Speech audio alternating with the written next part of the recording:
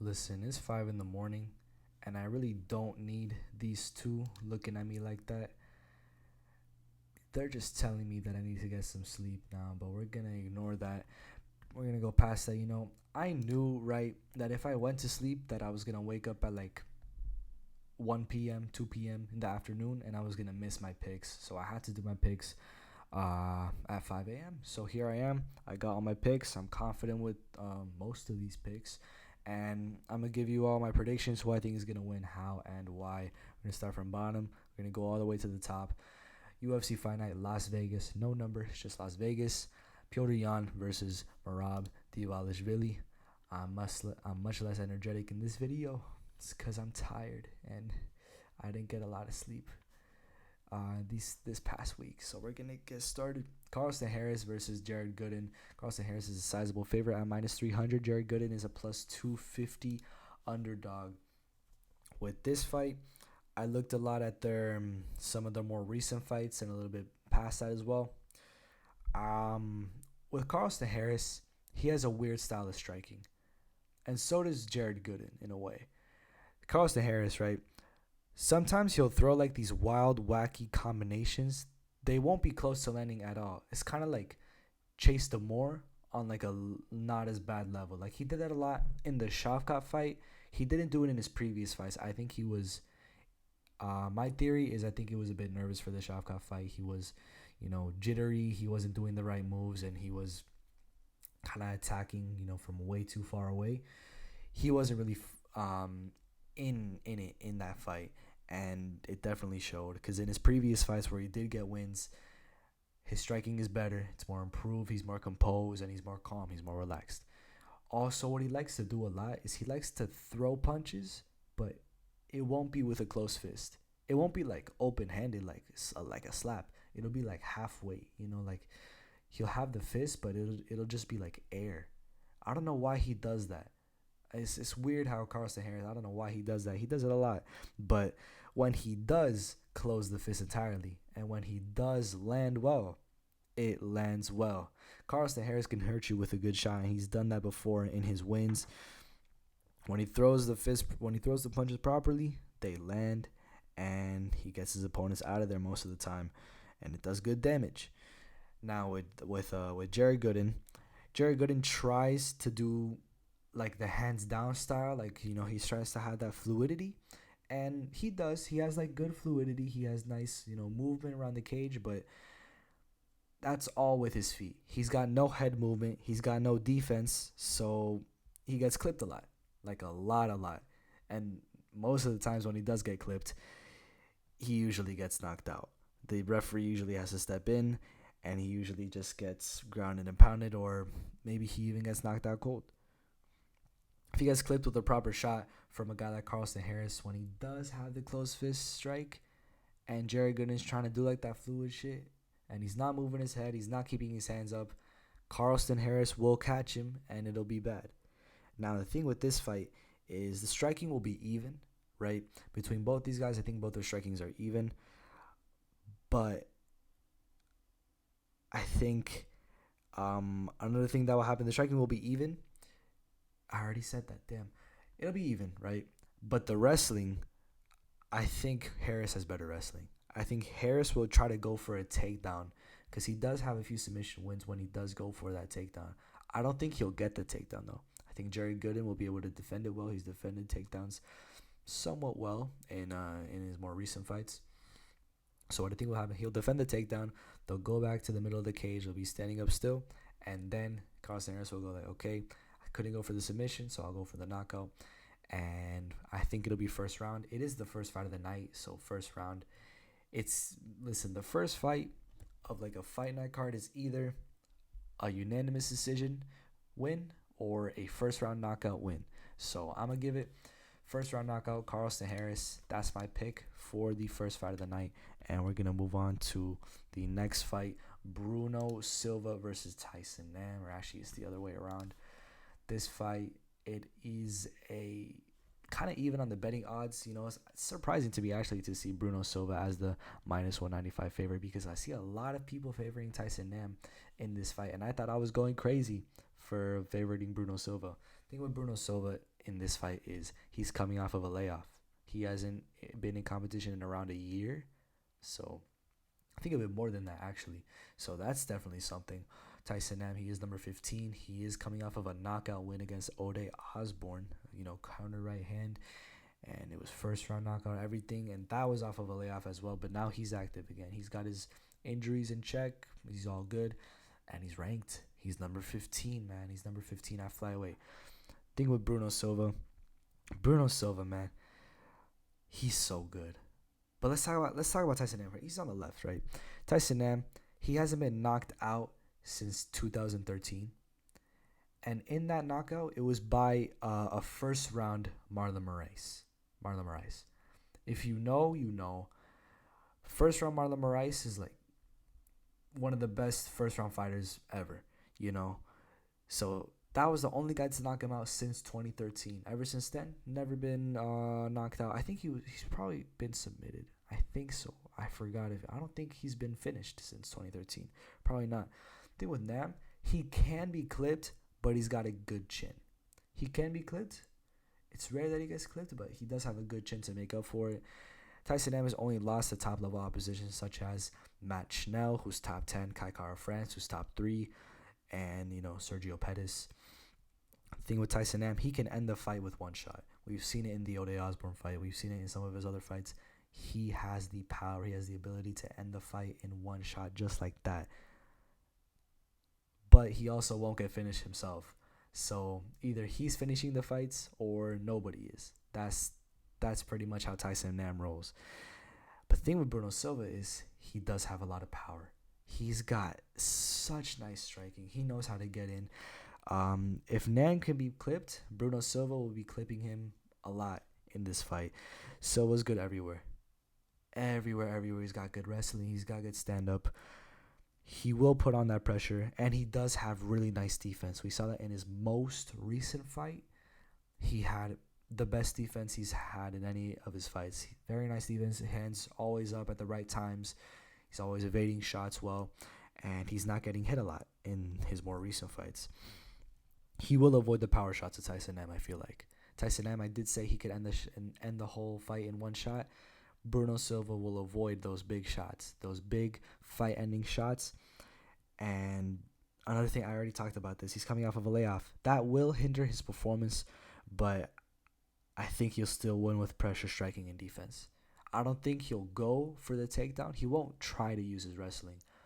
He only uses his wrestling if someone else tries to oppose it on him. That's when he'll use it. If it's just a pure striker, he'll strike with them. He doesn't really use that wrestling shit against someone who they won't have that threat of the wrestling. So with this one, considering the layoff and everything, but also considering the fact that Bruno Silva lives up to the nickname, I'm going to have to give him the win. I'm going to have to give it to him by decision, though. I don't think Tyson Nam will get knocked out. Bruno Silva, honestly, he might, because the layoff is definitely something, it'll hinder your performance. Might make you not as slick as you were before. Tyson Nam can clip people, but if Silva is anything like his last fight, he'll definitely avoid any of those shots. I think he'll win by decision. I think he's just too good. I think it's time we see him in the flyweight rankings, honestly. But we're gonna move on to JJ Aldrich versus Ariane Lipski. Now, JJ Aldrich is a bigger betting odds favorite than Carlston Harris is. Minus 360. Ariane Lipski is a plus 295 underdog. She's coming off of a very bad loss to Priscilla Cachoeira for UFC. Was it San Diego? Yeah, it was the Marlon Chito Vera versus Dominic Cruz undercard. First round knockout loss. First minute knockout loss. And it was not a good look for Ariane Lipski. I think that's a big reason why people are putting her down in this fight. That's not to say that I have her winning. Of course not.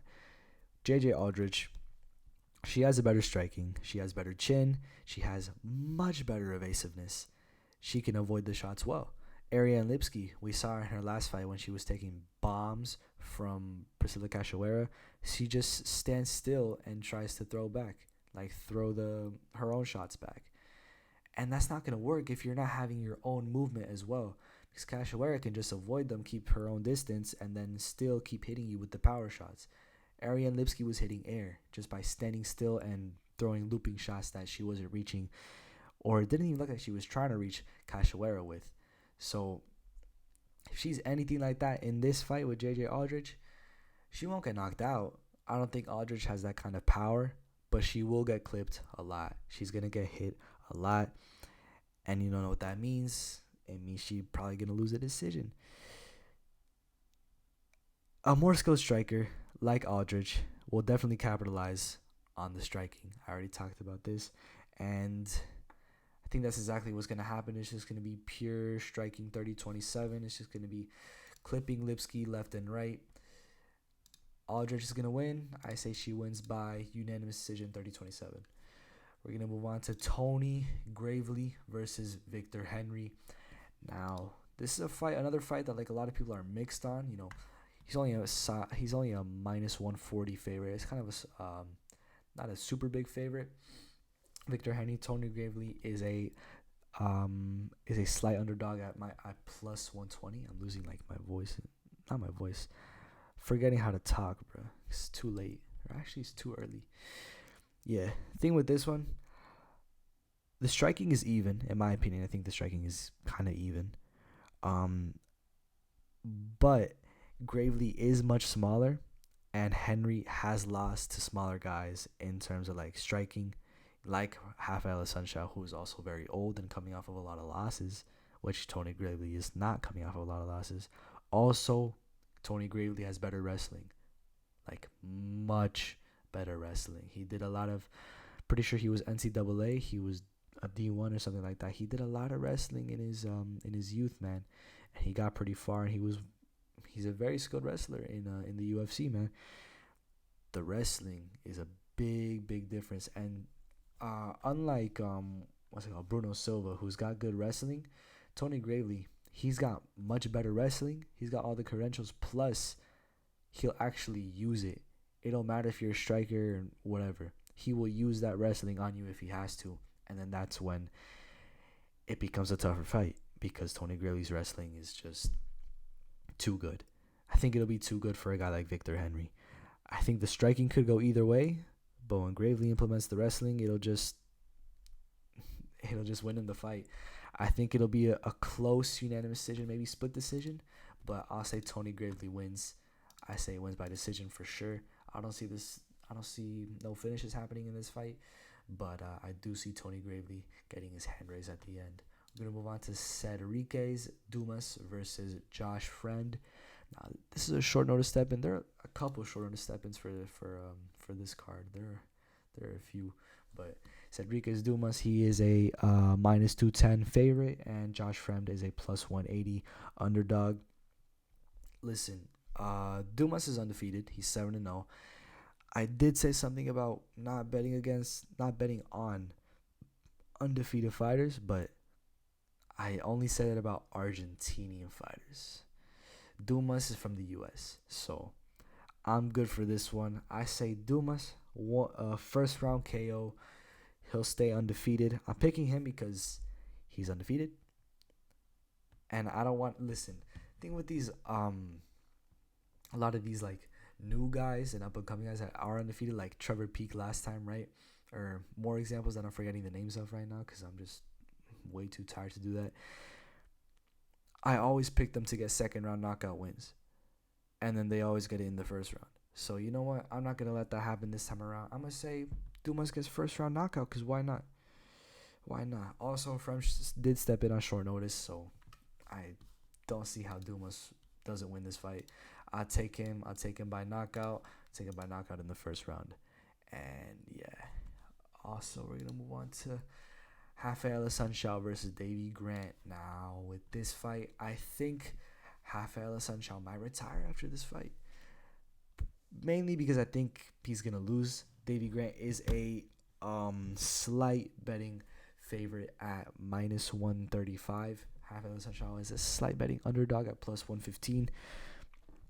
Thing with this fight, if I could actually find it, yeah. Grant, he's got nice striking and he's got power. Davy Grant has got power. He's knocked out guys cold that are on this card right now, or even higher up in the card right now. That tells you where Davy Grant is, man. Sunshine is old. He's planning on retiring soon. And Davy Grant has never been knocked out in his career. And I feel like that's one of the main paths to victory for Sunshine. It's one of them. It's not the only one. I didn't say that. Sunshine hasn't knocked someone out since 2017. He hasn't submitted anyone since 2013. And what I mean by bringing this up is there's not a lot of danger for Davy Grant in this fight, who is a dangerous person himself. There's little to no danger in Davy Grant taking this fight and stepping into this cage against Rafael Sunshine.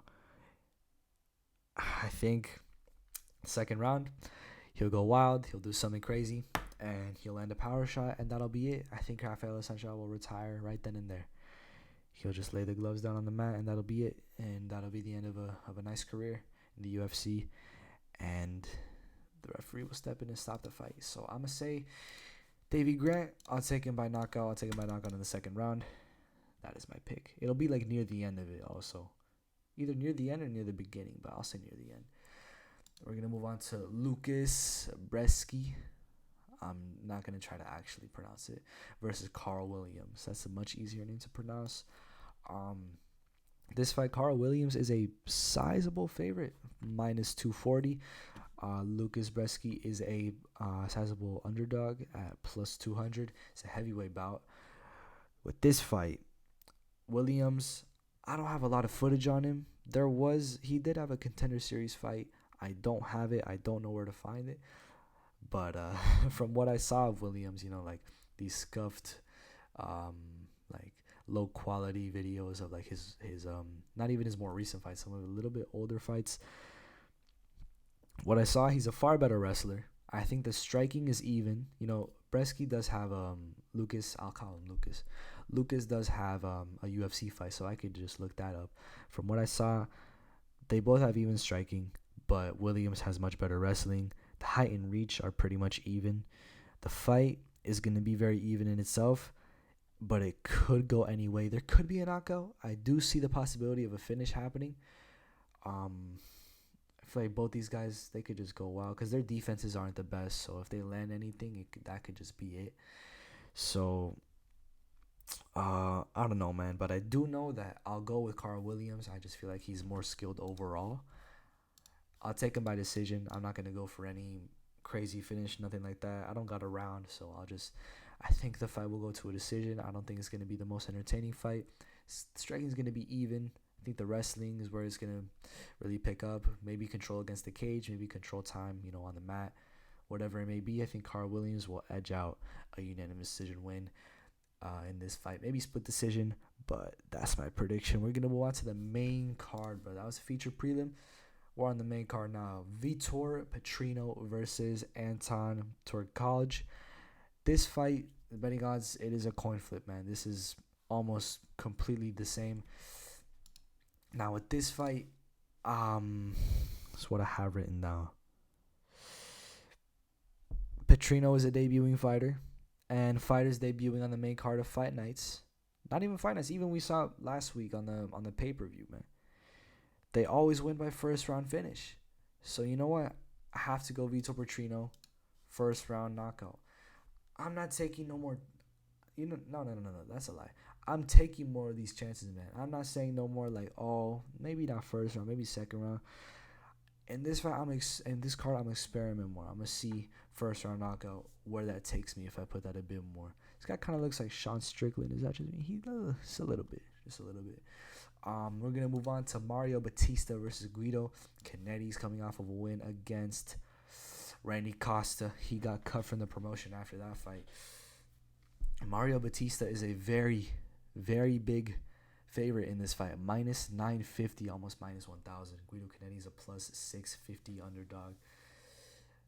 Very big difference here. And I'm going to have to go with the odds, me personally. Everybody else is picking Batista. Why wouldn't I pick Batista, bro? Because even if I get it wrong, everybody else got it wrong too.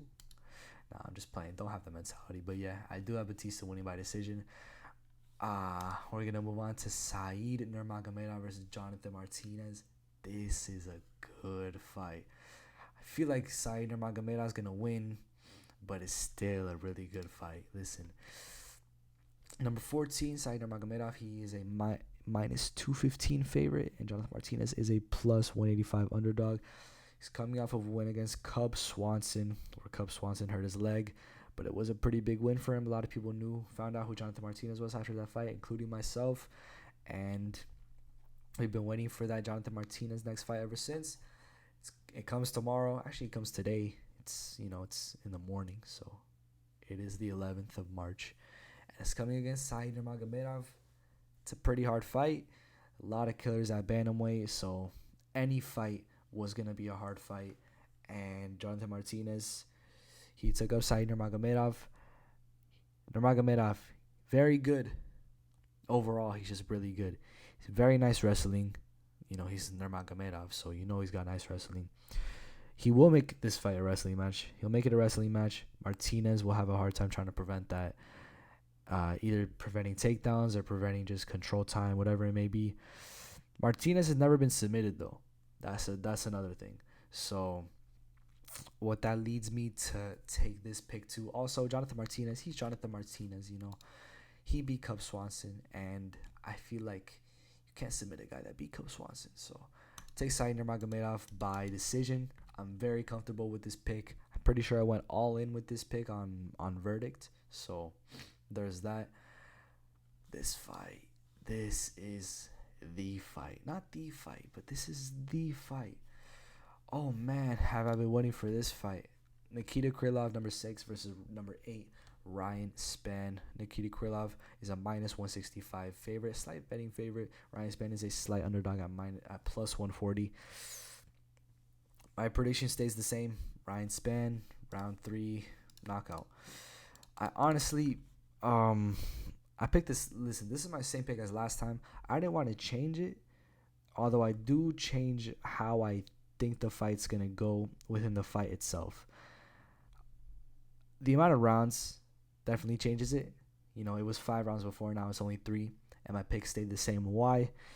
Here's the thing. Now there's going to be more action in this fight. Whereas in a 5-round fight, you'd have to, it'd have to make it just a little bit boring at the start. First 2 rounds have to be a bit more boring because you have to throw less in order to preserve more energy or more cardio, more stamina, right? This fight is only 3 rounds. It's 10 minutes less. 10 minutes less time, 2 rounds less time. They have more time to do what they want, implement any tricks, any moves, any finishes that they want. They have less time to do that now, so now they're going to do it quicker. They're going to put on more of a pace, more pressure. Fight's going to be a bit more entertaining now. I think round 1 will be close.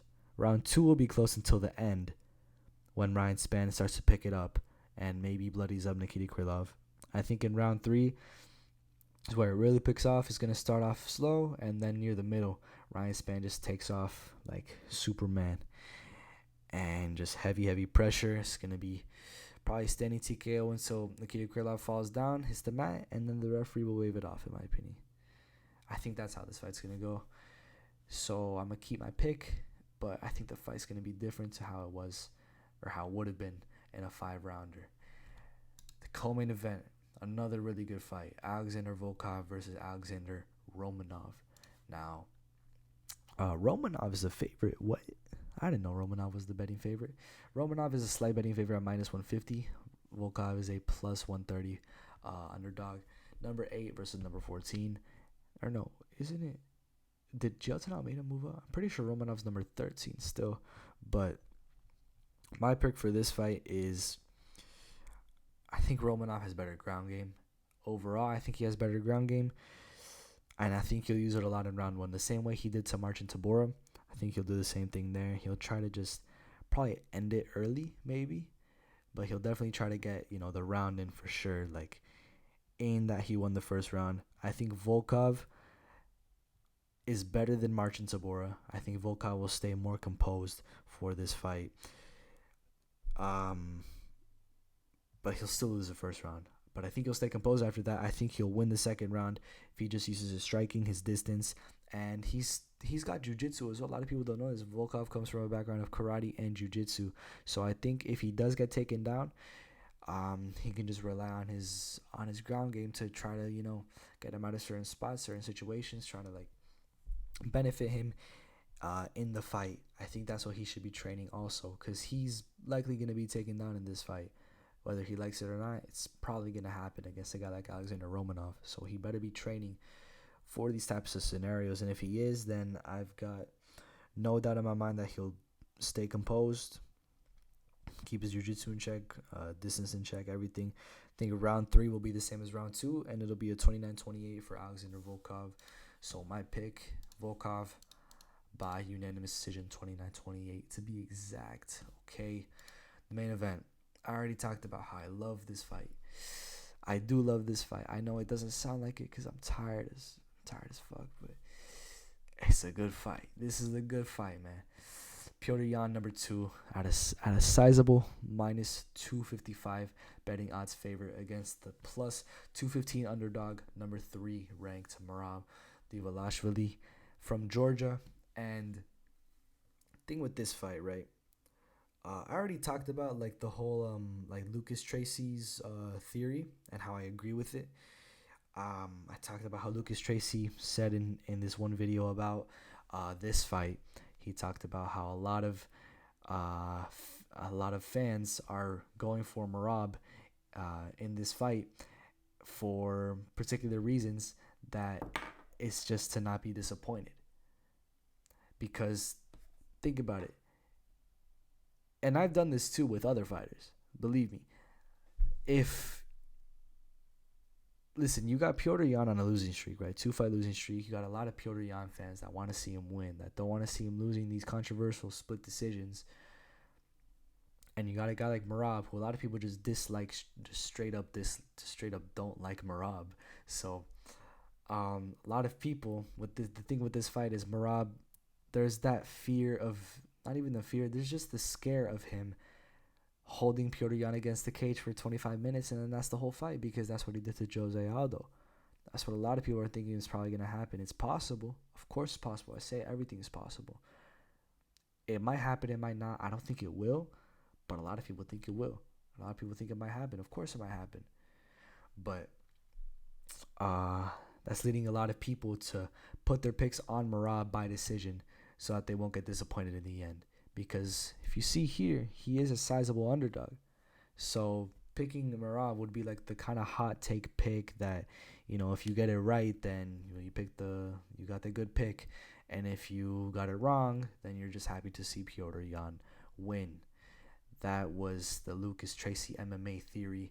And I agree with it 100%. I've done this with other fighters before. I did it with Brandon Moreno versus Davis and Figueiredo. I put my pick on Figueiredo so that Moreno would win, just to not be disappointed. And I didn't get the pick, but Moreno won. And that's what's better in the long run, in my opinion.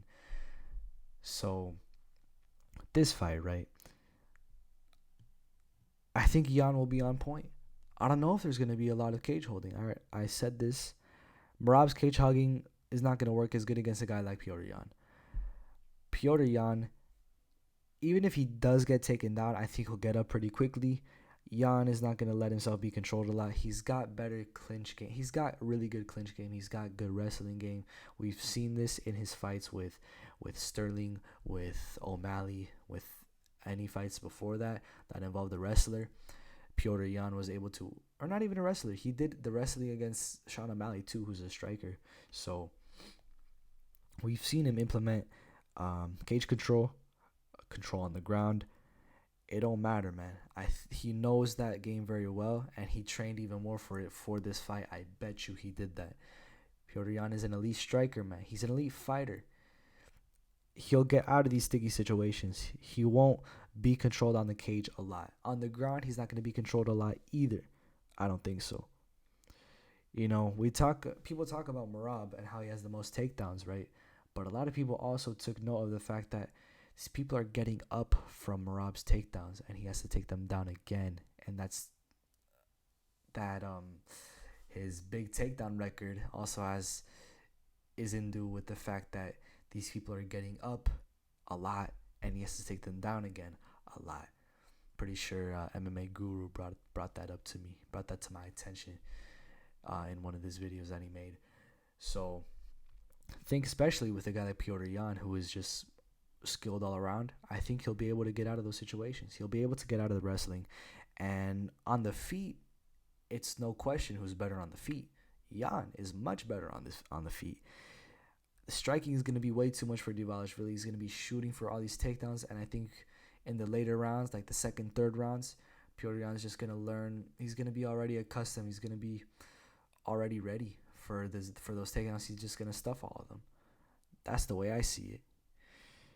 I think Jan definitely will input the deadly striking, will land heavy shots in the second and third round. The first round it's going to be, I don't really know what's going to happen there. It's probably going to be a lot of cage holding, a lot of striking as well. It's going to be like a mix of both. Round 2 and 3 is going to be everything I said before that. Round 3, I think he's going to land one big shot like he did to a lot of fighters. Piotr Jan's landed big shots, a lot of fighters. He's going to land one of those famous Piotr Jan big shots on Merab, and he's not going to handle it well. Merab couldn't take shots from Marlon Moraes. So how is he going to take shots from Piotr Jan? That's just the way I'm seeing it. And I think in round 3, he's just going to be so rocked with a Piotr Jan. Any strike could be overhand, could be a kick, it could be an uppercut. I think after that, Merab will now be on the cage. Piotr Jan will be unleashing a lot of fury. He'll be technical. He'll be accurate. He'll be landing it in the right places. I think Merab might go down again. He might even have to try to circle out and run away. But when Piotr Jan gets him down that third time, that'll be it. I think the referee will just have to step in and stop it. Won't be like the Marlon Moraes fight where he goes down like 6 times, but is still able to come back and win the fight. Piotr Jan, you can't do that shit with Piotr Jan. I think Piotr Jan will win this fight. I think he wins it by a finish in the third round. I am rooting for Piotr Jan to win this fight. I think it's just better for MMA. I talked about this already. You know, there's a lot of good things that can happen from Piotr Jan winning. Nothing good happens if Merab wins. Really nothing at all, honestly. Merab winning does absolutely nothing. In fact, it might hurt bantamweight in the long run. Piotr Jan winning is only going to help bantamweight. It's only going to bring up the hype. It's only going to make it much better. So I'm very much rooting for Piotr Jan in this fight. And I'm hoping he doesn't win in a way where he, I don't know, like he just looks bad. I'm hoping he puts on a masterclass. I'm hoping he looks really good. I'm hoping he does all these things so that he looks great, so that there's leverage for the trilogy. And then the trilogy's hyped up. You know, we already got Sterling and Cejudo headlining. So imagine we get Sterling and Jan headlining the trilogy. Sterling's a main event now. Pay-per-view main event. Piotr Jan, I'm pretty sure he's been a pay-per-view. No, I don't know if he's been a pay-per-view main event before. But who's to say he shouldn't if he wins this fight in a good enough way? Sterling versus Jan 3 pay-per-view, make it happen. UFC 300 something. I don't know. But yeah, these are my picks. UFC Las Vegas today. It's happening today. And I should probably tell you all what I went for on my verdict picks. I've never done that before. Let's see. Vitor Petrino, I put 100 XP on a first round knockout. For Mario Batista, I put 100 XP on a decision win. For Said Nurmagomedov, I put 250 XP on a decision win. For Ryan Spann, I put 150 XP on a third round knockout. For Alexander Volkov, I put 250 XP on a decision win. And for Piotr Jan, I put 250 XP on a third round knockout. Those are my verdict picks. I don't recommend you go with them because my verdict luck is not good. My main event luck, my main card luck, not good. My main event luck is even worse. So, don't follow my picks. Don't do that. But yeah, usually my overall card picks are decent. So yeah, very tired. Gonna go to sleep, wake up very late, and immediately go to watch UFC Las Vegas. And it's gonna be fire.